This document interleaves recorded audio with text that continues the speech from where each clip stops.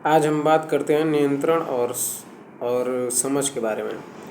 जैसे हम सभी की इच्छा होती है ना कि नियंत्रित करें या किसी व्यक्ति को या किसी वस्तु को, या हम हमेशा मतलब दैनिक जीवन में भी हम कुछ ना कुछ कंट्रोल करते ही रहते हैं।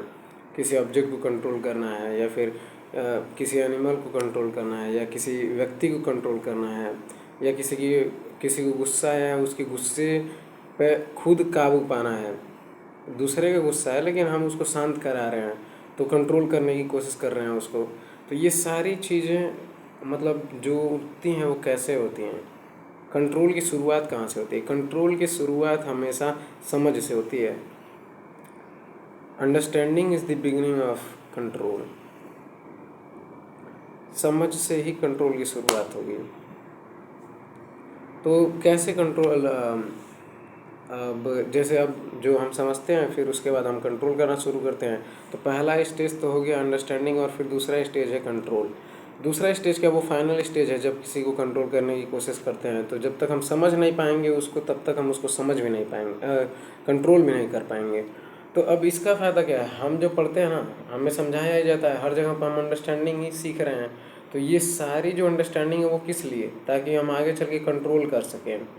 किस चीज़ को? सोसाइटी को, पॉलिटिकल जो राजनीति है उन सब पे, सबके ऊपर इन्फ्लुएंस है।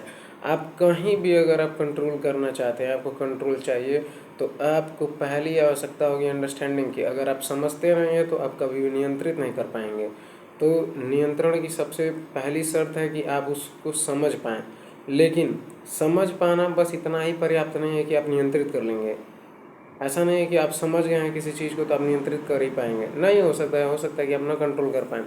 जैसे अगर अपने माइंड को कंट्रोल करना है तो पहले अपने माइंड को समझना होगा। तो समझने का एक स्टेज है, उसके बाद समझने के बाद फिर हम उसको कंट्रोल करना शुरू करेंगे धीरे धीरे। तो पहले तो मन को समझने में ही बहुत सारा टाइम लग जाता है, फिर उसके बाद हमारा उसके ऊपर कंट्रोल बन पाता है। जैसे बुद्धा जो रहे होंगे, उनको जो भी टाइम लगा, इतने साल लग गए, 7-8 साल। तो वो इतना लंबा टाइम क्यों लगा? क्योंकि पहले तो उनको माइंड को समझना था, फिर उसके ऊपर कंट्रोल पाना था।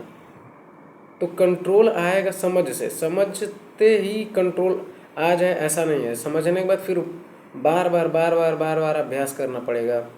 गीता भी कहती है कि अभ्यास करने से ही होगा। जो नियंत्रण है वो हमेशा अभ्यास करने से बनेगा, लेकिन अभ्यास से पहले क्या है? समझ।